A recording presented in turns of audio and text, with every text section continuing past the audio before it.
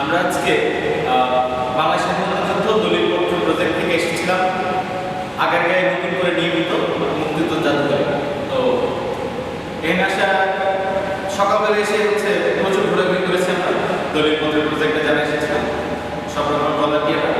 তো কিছু এক্সপিরিয়েন্স আছে কেন আমরা মুক্তিযুদ্ধ জাদুঘরে আসবো, তার পেছনে কিছু প্রশ্ন আছে। প্রথমে বাইরে থেকে দেখলে আপনার খুব ভালো লাগে, আর্কিটেকচারের ডিজাইনটা খুবই সুন্দর এবং জাস্ট দেখতেই ভালো লাগতেছে। তো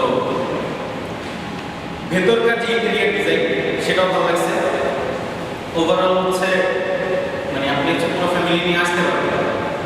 তার চেয়ে মজার বিষয় যে বাংলাদেশের ইতিহাস, সেই পুরনো ইতিহাস একবার শুরু থেকে টেনে শেষ পর্যন্ত পুরোটা একবারে উপস্থাপন করা হয়েছে খুব সুন্দরভাবে।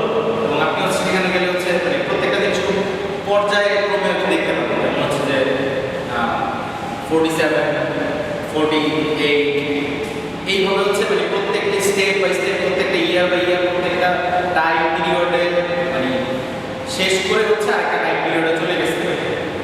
তো মুক্তিযুদ্ধকালীন মুক্তিযোদ্ধাদের ভূমিকা কি ছিল, তারা কি ছিল, তাদের সাথে কিরকম অস্ত্র ব্যবহার করতো, কোথায় কোন ব্রিজ ঘুরায় দেওয়া হয়েছে, এগুলো প্রত্যেকটা তথ্যই সুন্দরভাবে দিয়ে দেওয়া হচ্ছে। এবং খুব মজার ব্যাপার যে বঙ্গবন্ধু স্বাধীনতার ভাষণ চলতেছে, আপনি একটা আলাদা রুমের মধ্যে করা হয়েছে। সেখানে আপনি গেলে বঙ্গবন্ধু সেই আঙ্গুল তুলে দাঁড়ায় আছে এবং স্বাধীনতার ভাষণের ওইখানে একটা স্ক্রিনে খুব সুন্দর করে দেখানো হচ্ছে যে 7ই মার্চে বঙ্গবন্ধু ভাষণ দিচ্ছে।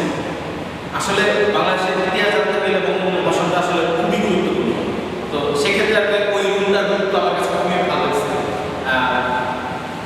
আর সব মিলে বলতে গেলে ফ্যামিলি নিয়ে আসার বা বাচ্চাদের বিশেষ করে আপনি যদি মুক্তিযুদ্ধ সম্পর্কে জ্ঞান দিতে চান পরিবারের পক্ষ থেকে, তাহলে অবশ্যই তাদেরকে নিয়ে আসবেন।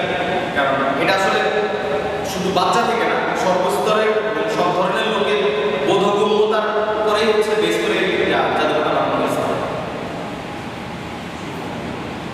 শুভকামনা।